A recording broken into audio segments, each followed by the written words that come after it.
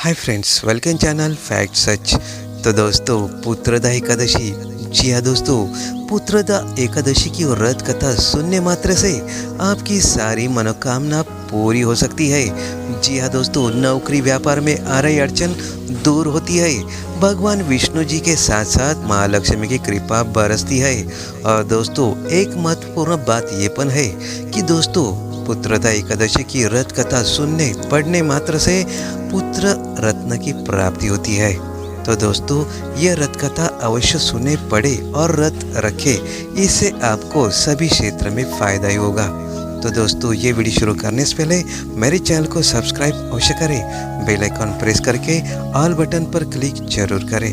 तो चलो शुरुआत करते हैं वीडियो से। दोस्तों, महाराज युधिष्ठिर ने पूछा, हे भगवान, आपने सफला एकादशी का महात्मा बताकर बड़ी कृपा की है। अब कृपा करके ये बताइए कि पौष शुक्ल एकादशी का क्या नाम है, उसकी विधि क्या है और उसमें कौन से देवता का पूजन किया जाता है। भक्त वत्सल भगवान श्री कृष्ण बोले, हे राजन, इस एकादशी का नाम है पुत्रदा एकादशी है। इसमें भी नारायण भगवान की पूजा की जाती है। तो दोस्तों, इस चर और अचर संसार में पुत्रदा एकादशी के व्रत के समान दूसरा कोई व्रत नहीं है। इसके पुण्य से मनुष्य तपस्वी, विद्वान और लक्ष्मीमान होता है। इसकी मैं एक कथा कहता हूँ, जो ध्यानपूर्वक आप सुनो। तो दोस्तों, भद्रावती नामक नगरी में सुकेतुम नाम का एक राजा राज्य करता था। उसको कोई पुत्र नहीं था। उसकी स्त्री का नाम शैव्या था। वह निपुत्री होने के कारण सदैव चिंतित रहती थी। राजा के पितर भी रो रो कर पिंड लिया करते थे और सोचा करते थे कि इसके बाद हमको कौन पिंड देगा। राजा को कोई भाई बांधो, धन, हाथी, घोड़े, राज्य और मंत्री, इन सब में किसी से भी संतोष नहीं होता था। इन सब में से किसी से संतोष नहीं होता था। वह सदैव यही विचार करता था कि मेरे मरने के बाद मुझको कौन पिंडदान करेगा। बिना पुत्र के पितृ और देवता को ऋण मैं कैसे चुकाऊंगा। जिस घर में पुत्र न हो, उस घर में सदैव अंधेरा ही रहता है। इसलिए पुत्र उत्पत्ति के लिए प्रयत्न करना चाहिए। जिस मनुष्य ने पुत्र का मुख देखा है वह धन्य है। इसका इस लोक में यश और परलोक में शांति मिलती है, अर्थात उनको दोनों लोक सुधर जाते हैं। पूर्व जन्म के कर्म से ही इस जन्म में पुत्र, धन आदि प्राप्त होते हैं। राजा इसी प्रकार रात दिन चिंता में लगा रहता था। एक समय जो राजा ने अपने शरीर को त्याग देने का निश्चय किया, परंतु आत्मघात को महान पाप समझकर उसने ऐसा नहीं किया।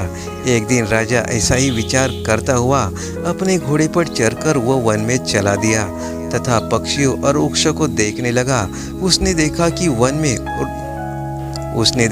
वन में मृग, व्याघ्र, सुअर, सिंह, बंदर, सर्प आदि सब भ्रमण कर रहे हैं। हाथी अपने बच्चों और हाथनी के बीच घूम रहा है।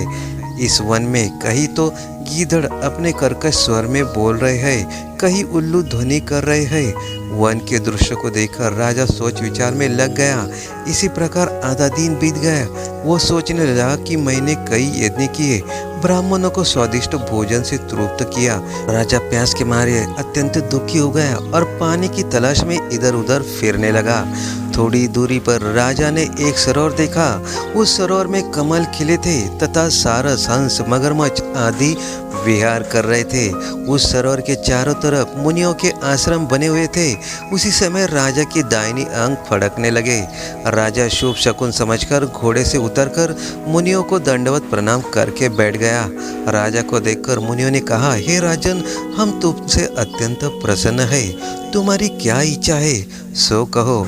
राजा ने पूछा कि महाराज, आप कौन है और किस लिए यहाँ आए हैं, कृपा करके बताइए। मुनि कहने लगे, हे राजन, आज संतान देने वाली पुत्रदा एकादशी है। हम लोग विश्वदेव और इस सरोवर में स्नान करने के लिए आए हैं। यह सुनकर राजा कहने लगा कि महाराज, मेरे भी कोई संतान नहीं है।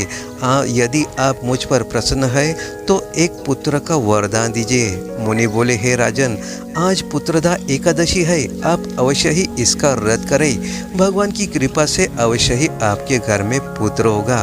मुनि के वचनों को सुनकर राजा ने उसी दिन एकादशी का व्रत किया और द्वादशी को उसका पारण किया। इसके पश्चात मुनियों को प्रणाम करके महल में वापस आ गया। कुछ समय बीतने के बाद रानी ने गर्भ धारण किया और 9 महीने के पश्चात उनको एक पुत्र प्राप्त हुआ। जी हाँ दोस्तों, वह राजकुमार अत्यंत शूरवीर, यशस्वी और प्रजापालक हुआ। दोस्तों, श्री कृष्ण बोले, हे राजन, पुत्री की प्राप्ति के लिए पुत्रदा एकादशी व्रत करना चाहिए। जो मनुष्य इस महात्मा को पढ़ता है या सुनता है उसे अंत में स्वर्ग की प्राप्ति भी होती है। और दोस्तों, जो भी मनुष्य इस व्रत को सुनता है, पढ़ता है, तो दोस्तों वो हर क्षेत्र में उन्नति भी करता है। यानी कि दोस्तों, नौकरी व्यापार में आपको अड़चनी आ रही है तो दोस्तों ये कथा पढ़ने से, सुनने से आपके ऊपर भगवान विष्णु की कृपा अवश्य ही बरसती है। तो दोस्तों, देर किस बात की, यह व्रत रखने से भी आपको पुत्र रत्न के साथ साथ आपके सारे काम बनने लगेंगे, आपकी हर इच्छा पूरी हो सकती है।